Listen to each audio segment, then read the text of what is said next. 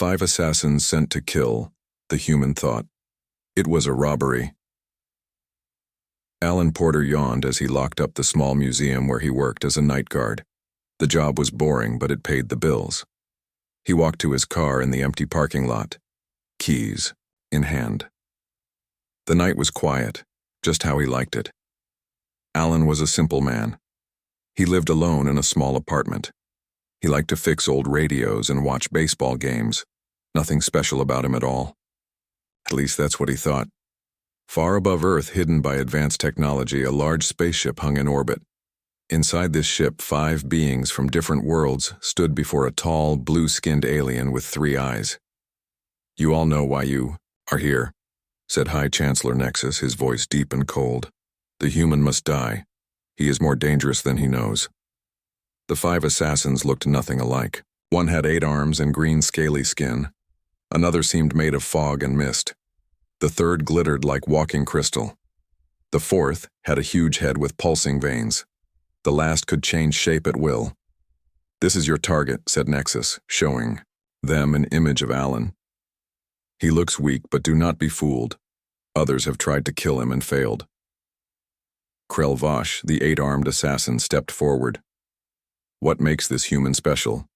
He looks like any other meatbag." Nexus frowned. 5 years ago, a piece of Guardian technology crashed on Earth disguised as a meteor. It was put on display in the museum where this human works. There was an incident. The technology merged with him, though he remains unaware. "And you want him dead before he discovers his abilities," said Zithna, the assassin made of mist. "Precisely. The Guardians were fools who believed humans deserve a place in our galactic alliance. If this human realizes what he carries within him, it could upset the balance of power. I have worked too hard to keep Earth isolated." Dorkani, the crystal assassin, flexed his razor-sharp fingers. "What are these abilities you fear?" "Unknown. The Guardian tech adapts differently to each species, but it is powerful enough to threaten everything we have built." Elumera, the telepath, spoke directly into their minds. "I will break his mind before he even sees me, and I will become someone he trusts," said Vox Terran, shifting into a perfect human form. "He will never suspect." Nexus nodded. "You will. Each try in your own way. I care not how it is done, only that it is done. The human must die within 7 days before the Guardian tech fully activates." Back on Earth, Alan drove home, unaware of the danger coming his way. As he parked outside his apartment building, he noticed how quiet the street was. Too quiet. He grabbed his bag and got out of his car. The hairs on his neck stood up. Someone was watching him. He spun around but saw nothing. Just jumpy after that horror movie, he told himself, walking faster. A shadow moved near the alley beside his building. Alan froze. "Who's there?" he called. Figure stepped out, wearing a dark hoodie that hid its face. But something wasn't right. The proportions were off, like a child trying to wear adult clothes. "Wallet and phone," the figure demanded in a strange, clicking voice. "Now." Alan sighed. Just a robbery. In his 5 years working night shift, he'd never been robbed. "Look, I don't want trouble," Alan said, reaching slowly for his wallet. The figure moved closer. Alan noticed something odd. The robber seemed to have too many arms under that hoodie. "Just take it and go," Alan said, holding out his wallet. The robber reached for it, but as he did, one sleeve rode up. Instead of a human hand, Alan saw a green, scaly arm ending in claws, dripping with something purple. "What the?" Alan jumped back, dropping his wallet. The robber hissed and lunged at him. Alan raised his hands to protect himself. When the green claw touched his skin, something strange happened. The purple liquid sizzled and flowed back up the creature's arm. The robber screamed, a sound no human could make. "What are you?" Alan asked, watching in horror as the creature fell to its knees. The hoodie fell back, revealing a face with huge bug-like eyes and mandibles instead of a mouth. The creature's green skin was turning black where the purple liquid had touched it. "Impossible," the creature clicked. "The poison, returning." Alan backed away, Heart racing. The creature collapsed, its body shriveling up like a dried insect. Within seconds, it was nothing but a pile of dust that started to dissolve into goo. "Oh my God," Alan whispered, pulling out his phone with shaking hands. He dialed 911. 9911, what's your emergency?" said the dispatcher. I was just attacked outside my apartment. The guy tried to rob me, but then..." Alan stared at the dissolving remains. "I think he was on drugs or something. He just melted." "Sir, did you say melted?" The dispatcher sounded confused. "I know how it sounds, but you need to send someone. This is crazy." By the time the police arrived, there was almost nothing left of the attacker. Just a strange stain on the pavement. Officer Scott Bailey looked at the stain, then at Alan. "You say the robber just collapsed and dissolved?" "I know it sounds crazy," Alan said. "But that's what happened. He touched me, and then started having some kind of reaction." The officer took notes but clearly didn't believe him. "Any chance you had anything to drink tonight, Mr. Porter?" "No, I was at work all night. The museum has cameras." "Check them." Bailey sighed. "We'll file a report, but without evidence." "What about that?" Alan pointed at the stain. "Probably just oil or something," the officer said, though he didn't sound convinced. "We'll have someone look at it." After the police left, Alan went up to his apartment and locked the door. He sat on his couch, hands still shaking. "That wasn't human," he whispered to himself. "That wasn't human at all." High above Earth, the remaining 4 assassins watched through advanced technology. "Krelvosh has failed," said Dorkani. "How did a simple human reflect a poison that can kill a star whale?" "The Guardian tech protects him," said Zitna. "But, notice, he seems surprised. He doesn't know what he is." "Then we must be smarter," said Vox Terran. "The human will die, even if he doesn't know why." Alan finally went to bed but couldn't sleep. He felt different somehow, like something long asleep inside him was starting to wake up. He stared at his hands in the dark, remembering how the creature's touch had somehow turned against it. "What's happening to me?" he whispered to the empty room. In the darkness of space, High Chancellor Nexus received the news of the first failure. His 3 eyes narrowed in anger. "Send the next one," he ordered. "The human must not live to see another week." 5 assassins sent to kill. The human thought. It was a robbery. Alan Porter woke up tired after a night of bad dreams. He kept seeing the strange creature that had tried to rob him. The police had called early in the morning to tell him they found nothing unusual at the scene, just a strange oil stain. They thought he had imagined the whole thing. "Maybe I did," Alan muttered as he made coffee. But deep down he knew what he had seen. He picked up his phone to call in sick to work, but stopped. The museum was the one place he felt safe. With its security cameras and thick walls, nothing could get to him there. The museum was quiet when he arrived for his night shift. Alan walked the empty halls, checking each room.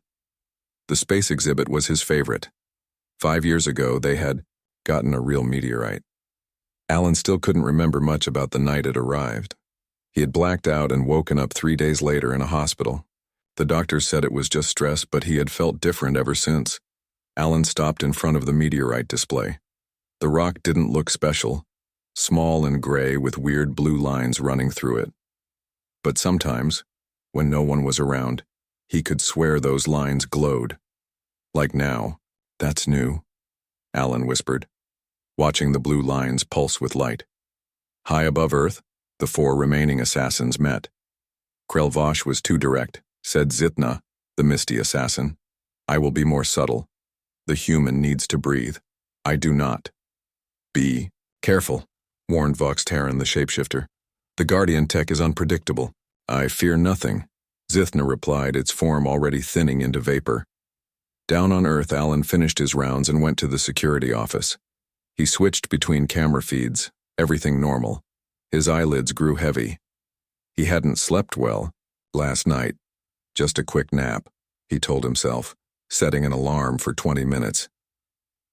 As Alan slept, something strange happened in the air vents. A thin mist seeped through, gathering in the ceiling of the security office. Slowly the mist lowered until it surrounded Alan's sleeping form. So simple, thought Zithna, wrapping its misty body around Alan's face. Now breathe me in, human. My toxic form will dissolve your lungs. Alan coughed in his sleep as the mist entered his nose and mouth. But then something unexpected happened. Instead of choking, Alan's breathing deepened. With each breath, he drew more of the alien mist into his lungs. Zithna felt a strange pulling sensation. What is this? He should be dying. But the pulling grew stronger. The alien assassin tried to escape, to flow back into the vents, but it was too late. Alan's body was somehow converting the toxic mist into oxygen, breaking down the alien's very essence. Impossible. Zithna's thoughts grew weaker as more of its form was absorbed. The human is breathing me to death. Alan woke with a gasp, feeling more refreshed than he had in years. He sat up, stretching. Best nap ever, he said to the empty room, unaware of what had just happened. In orbit, the 3 remaining assassins watched in shock. Another failure, growled Dorkani, the crystal assassin. This human is more dangerous than we thought. He doesn't even know what he's doing, said Elumera the telepath. He thinks he's normal. Then I will show him how wrong he is, said Dorkani. My crystalline blades can cut through starship hulls. Let's see if his skin is as tough. The next day, Alan went shopping at the hardware store. After the strange events, he wanted to add more locks to his apartment door. As he studied the different locks, he felt someone watching him. He turned to see a tall man in a long coat at the end of the aisle. Something about him seemed off. His skin had an unusual shine, almost like crystal. Can I help you? Alan asked. The man smiled, but it didn't reach his eyes. No, human. But I can help you. Die quickly. Before Alan could react, the man's arms transformed, becoming long crystal blades that gleamed in the store lights. Other shoppers screamed and ran as the crystal man charged forward. Alan raised his hands to protect himself. The crystal blades struck his arms and shattered like glass. What? The crystal assassin stared in shock at his broken limbs. Alan was just as surprised. The blades should have cut him in half. Instead, his skin hadn't even been scratched. The crystal man growled and regrew his blades, thicker and sharper. He attacked, again aiming for Alan's neck. Again the blades shattered on contact. This time cracks spread up the assassin's arms and across his chest. Impossible, the creature cried. No human skin can break crystallic blades. Alan backed away as the cracks spread across the alien's entire body. With a sound like breaking glass, the creature shattered into 1,000 pieces that dissolved into sand. Other customers were filming with their phones. Store security arrived looking confused. What happened? A guard asked. Alan shook his head. I don't know. That guy just broke apart. The police came again. Officer Bailey was there, looking at Alan with suspicion. Mr. Porter. Another strange incident with you involved. I didn't do anything, Alan protested. He attacked me. They watched the security footage. It showed the crystal man attacking, but the video quality was poor. It looked like the man had simply fallen apart for no reason. This is the second weird thing in 2 days, Bailey said. What's going on with you? I wish I knew, Alan replied, honestly. That night, Alan couldn't sleep. He paced his apartment, thinking. First the poison creature, then what felt like the best sleep of his life. Now a man made of crystal whose weapons broke against his skin. What's happening to me? He whispered. He held his hand up to the light. It looked normal. He pinched himself. It felt normal, but he knew he wasn't normal anymore. In space, Elumera prepared for the next attempt. The human's body is protected by the Guardian tech, the telepath told the others. But what about his mind? Be careful, warned Vox Terran, now the most cautious of the assassins. If his body can reflect attacks, his mind might do the same. My mental powers can crush mountains, Elumera replied. One human brain will be simple. High Chancellor Nexus watched from his command chair, growing more worried. 2 elite assassins dead and the human still lived. He must not discover what he truly is, Nexus murmured. If he does, everything I've worked for will be destroyed. Alan finally fell asleep just before dawn, his dreams filled with strange beings and glowing blue light. In his sleep, his skin briefly glowed with the same blue lines as the meteorite. The Guardian tech was waking up. 5 assassins sent to kill, the human thought. It was a robbery. Alan Porter sat in a small coffee shop the next morning, hands wrapped around a warm mug. He hadn't gone to work. He needed time to think. 2 strange attacks in 2 days couldn't be a coincidence. Maybe I'm going crazy, he muttered to himself. The waitress, Betty, came by with more coffee. You look like you haven't slept, honey. Bad couple of days, Alan replied with a weak smile. Well, coffee fixes everything, Betty said, filling his cup. Alan thanked her and went back to his thoughts. He pulled out his phone and searched for skin that can't be cut and poison immunity. The results were all superhero stuff. Nothing real. At a table across the cafe, a thin person with large sunglasses watched Alan. This was Illumera, the telepathic assassin, disguised in human form. 3 of the 5 assassins had failed.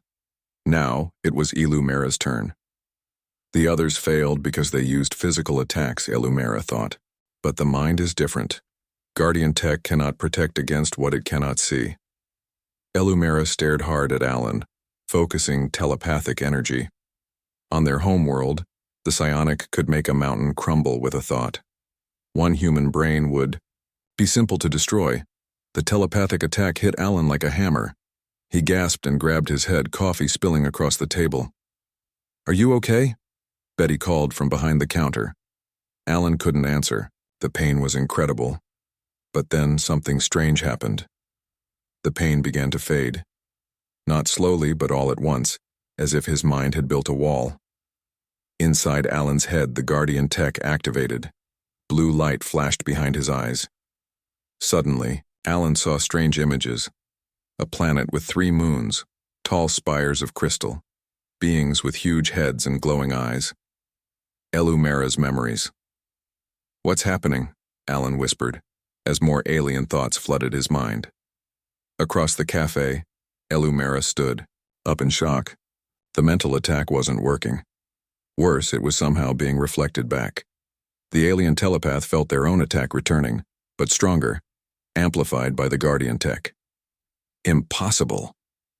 Illumera tried to break the connection, but it was too late. Alan watched in horror as the person across the room clutched their head and collapsed. Their sunglasses fell off, revealing huge, pupilless eyes that rolled back as they fell. Someone call an ambulance! Betty shouted, running to the fallen customer. Alan stood frozen. Had he done that? But how? He hadn't even moved.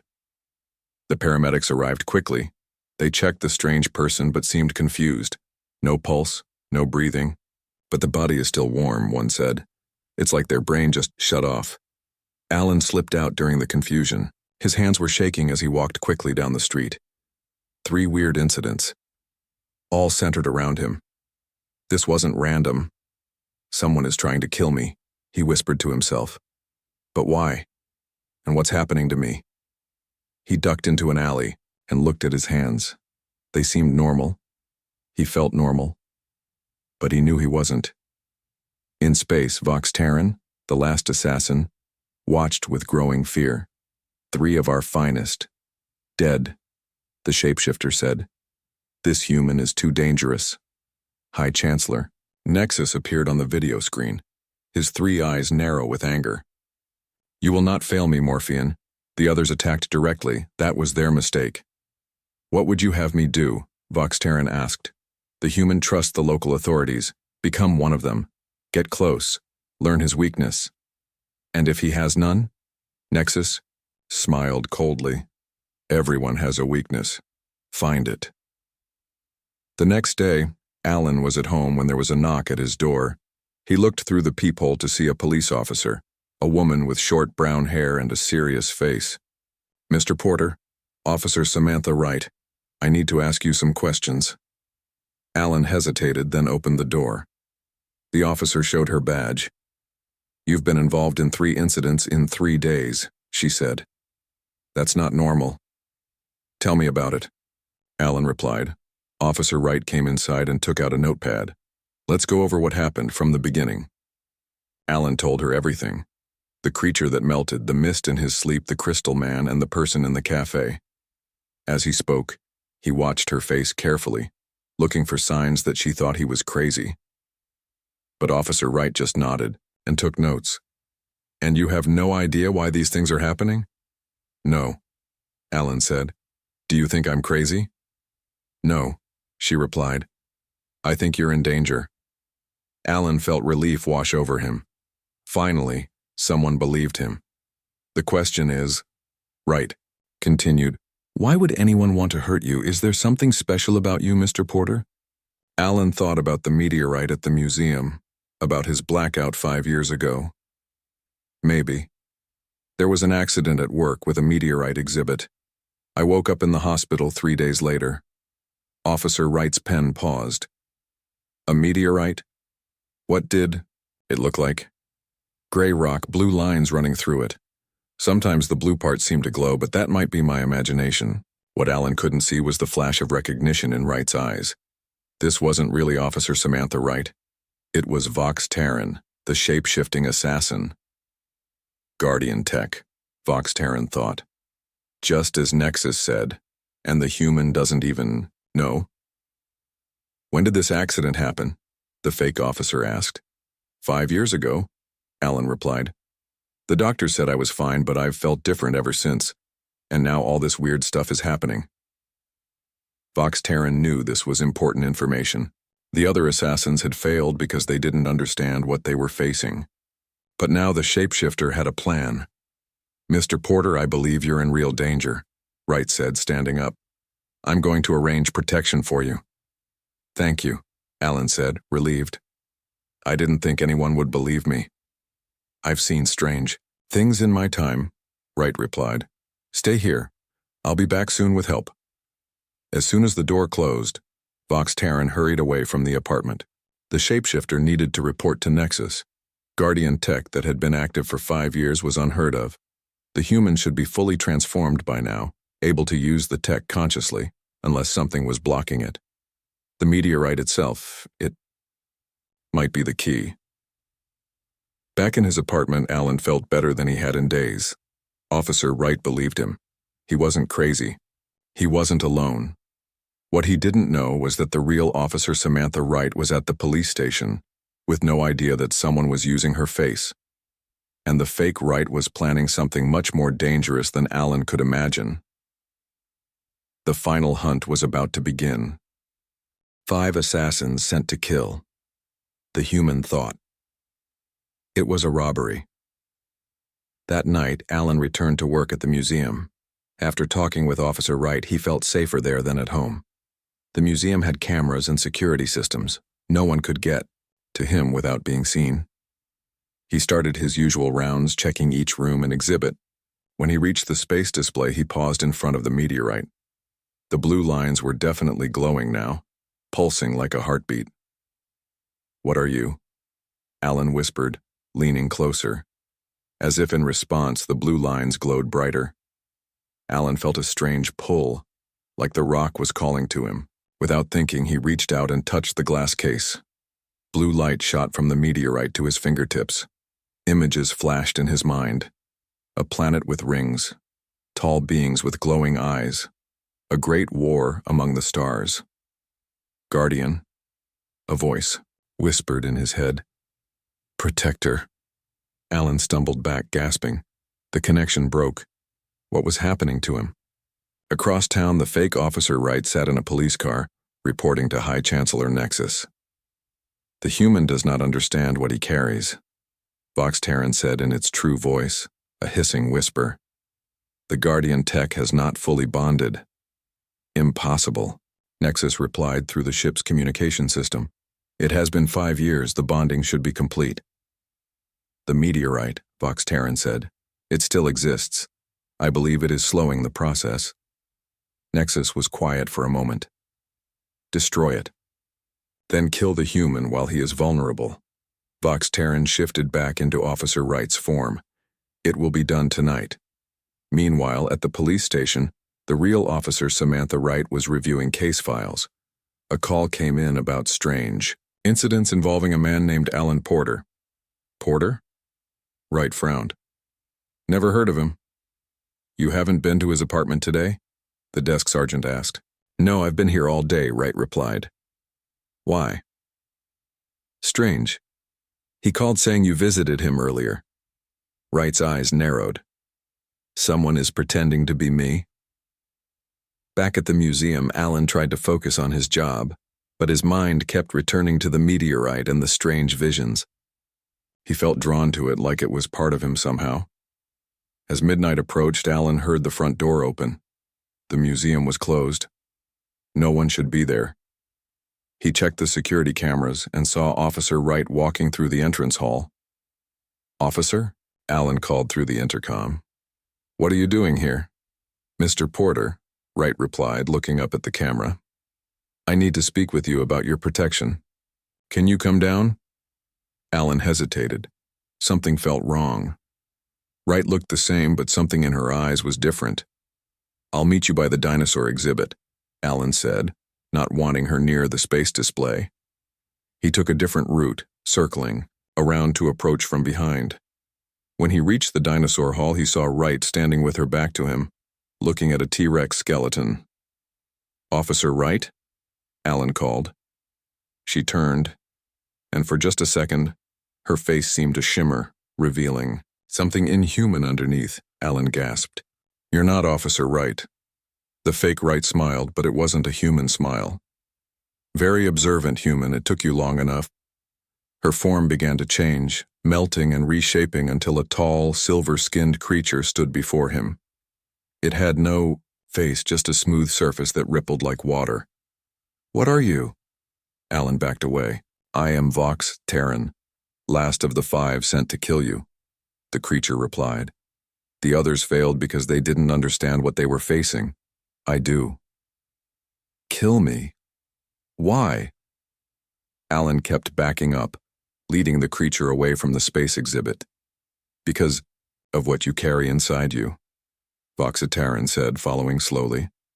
Guardian technology that could change the balance of power in the galaxy. I don't know what you're talking about, Alan said honestly. Of course you don't. The meteorite has been holding back the transformation. But once I destroy it, you will be vulnerable. Alan's eyes widened. The meteorite, the blue glow, the visions, it all connected. Who sent you? He demanded, still backing. Away. High Chancellor Nexus, ruler of the Galactic Alliance, Vox Terran said proudly. Earth was to remain ignorant, a future resource to be harvested. But then the Guardians interfered, sending their technology. You were never meant to have it. Alan's back hit a wall. No more retreating. What is this Guardian technology?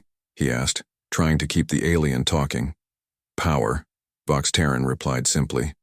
The ability to reflect any attack back upon the attacker. The others didn't understand. They tried to poison you, to suffocate you, to cut you, to break your mind. Each attack was turned against them. Alan remembered how each attacker had died. Dissolved by poison, absorbed like air, shattered like glass, collapsed from a mental overload. But I can't be killed by my own attacks. Vox Terran continued, moving closer. I will destroy the meteorite. Then I will kill you with my bare hands. The alien lunged forward. Alan dodged, rolling across the floor.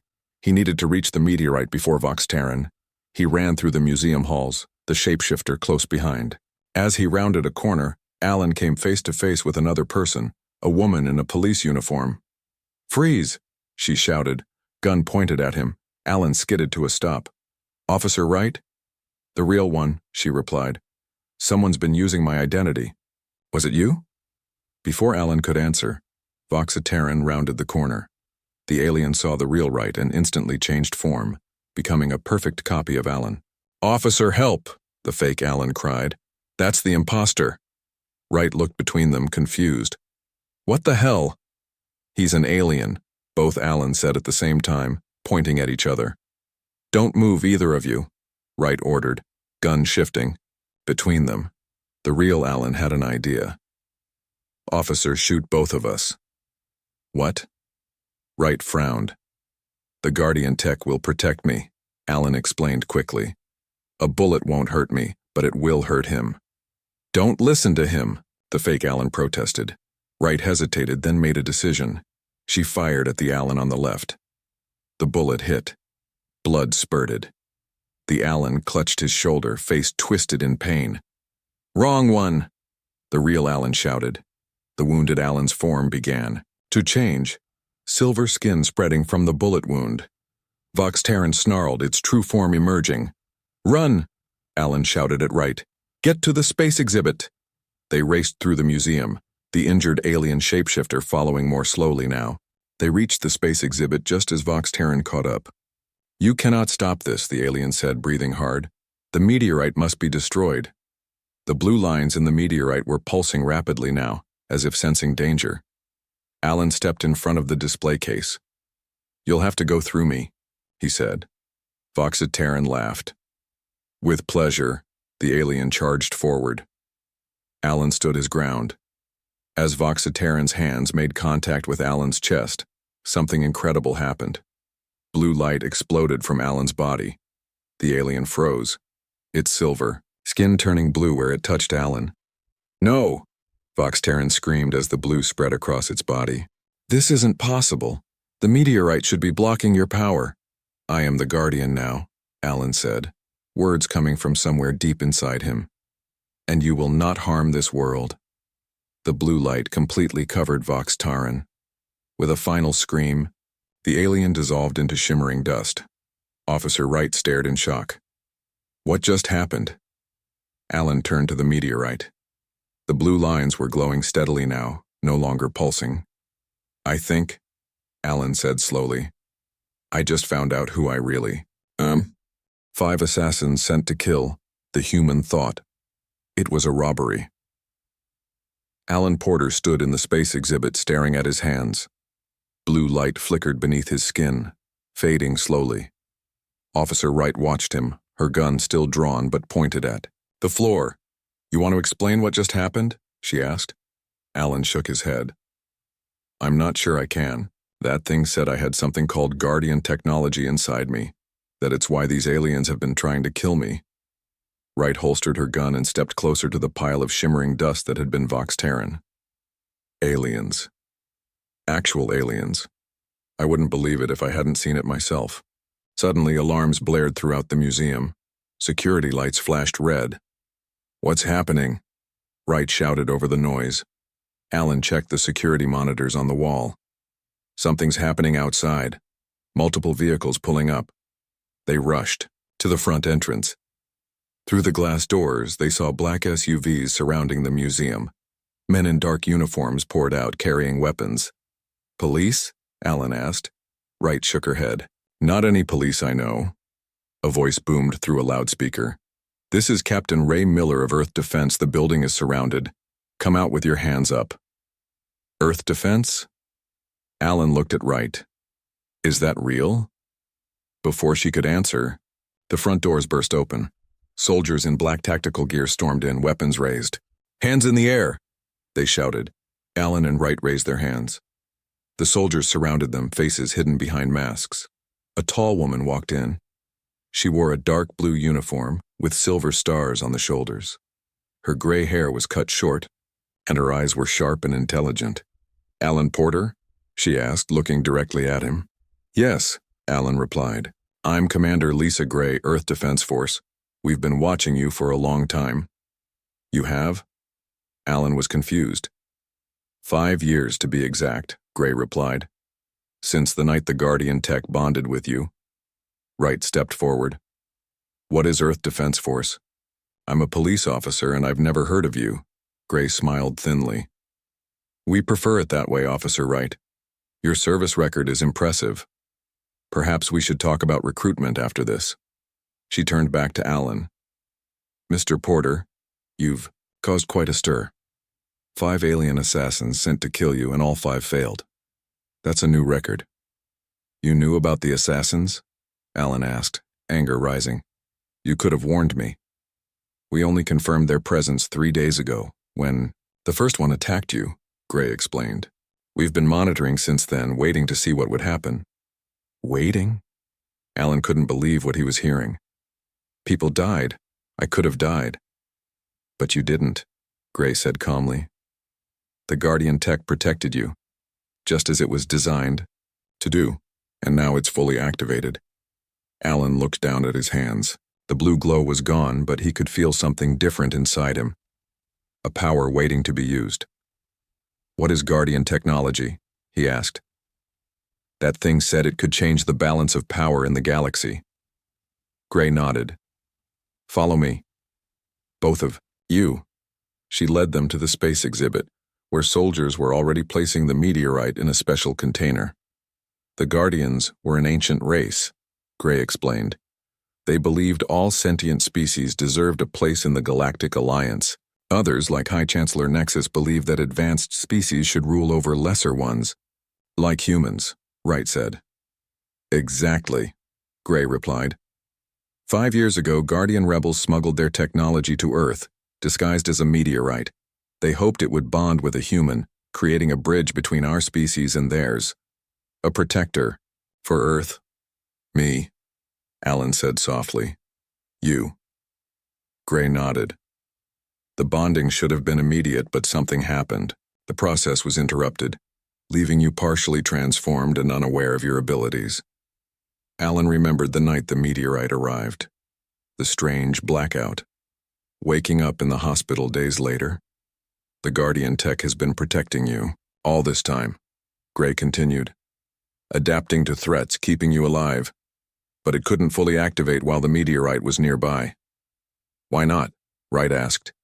A failsafe, Gray explained. If the human host proved unworthy, the meteorite could reclaim the technology. But now, after facing 5 assassins, the Guardian tech has decided you are worthy. Alan Porter. Outside, there was a sudden commotion. Gray's radio crackled to life. Commander, we've got a problem. Something's entering the atmosphere, heading straight for us. Gray grabbed the radio. How big? Massive, ma'am. Ship size. Alan felt a cold fear. Nexus, he's coming himself. Gray looked at him sharply. How do you know that? I just know, Alan replied, touching his temple. I can feel him. The museum shook as something massive passed overhead. Through the skylight, they saw a huge ship, dark and spiky, hovering above the building. Defensive positions, Gray shouted. Her soldiers moved quickly, setting up around the museum. A voice boomed from the ship so loud it rattled the windows. Alan Porter, Guardian host. Surrender now and your planet will be spared. Gray looked at Alan. We can fight, but our weapons are limited against their technology. Alan stepped forward. No more hiding. No more running. He walked toward the front entrance, Wright and Gray following. What are you going to do? Wright asked. What Guardians do? Alan replied. Protect. Outside, Alan stood on the museum steps, looking up at the massive ship. He could see Nexus now, a tall, blue-skinned alien with 3 eyes, shown on a giant screen projected from the ship. High Chancellor Nexus, Alan called out. Your assassins failed. They were a test, Nexus replied, his voice rumbling. One you barely passed. Now face me, if you dare. A beam of light shot down from the ship. Nexus appeared, standing before Alan. He was even taller in person, nearly 8 feet, wearing armor that glinted in the moonlight. So, Nexus said, the Guardian technology chose a human. How disappointing. Why do you fear us so much? Alan asked. Nexus laughed. Fear you? Humans are nothing. But with Guardian technology, you could disturb the natural order. Some species are meant to rule, others to serve. And let me guess, Alan said. Humans are meant to serve. Your kind has potential, Nexus admitted. In a few thousand years, perhaps, but not now. Alan felt the power inside him growing. Blue light spread across his skin. You're wrong. We're ready now. Nexus drew a weapon, a blade that hummed with energy. Prove it. He lunged forward with incredible speed. Alan raised his hand instinctively. The blade struck his palm and shattered. Blue energy surged up Nexus's arm, cracking his armor. The alien stumbled back, shocked. Impossible, Guardian Tech, Alan said, stepping forward. It reflects attacks back on the attacker. You sent 5 assassins to kill me. Each one taught me something new. Nexus snarled and fired an energy blast from his armor. The beam hit Alan square in the chest and bounced back, hitting Nexus and sending him flying. Earth is under protection now, Alan said, standing over the fallen alien. My protection. Tell the Galactic Alliance that humans are ready to join as equals, not as servants. Nexus glared up with hatred in his 3 eyes. This isn't over, Guardian. For now it is, Alan replied. Earth defense soldiers surrounded Nexus, weapons ready. Commander Gray stepped forward. High Chancellor, you are hereby banned from Earth space. Any further hostile actions will be met with force. Nexus rose slowly, his damaged armor sparking. You've made an enemy today, humans. One you cannot defeat. We'll see, Alan said, the blue light still flowing through his veins. As Nexus vanished, back to his ship, Alan turned to Gray and Wright. So what happens now? He asked. Gray smiled. Now, Mr. Porter, your real work begins. Guardian.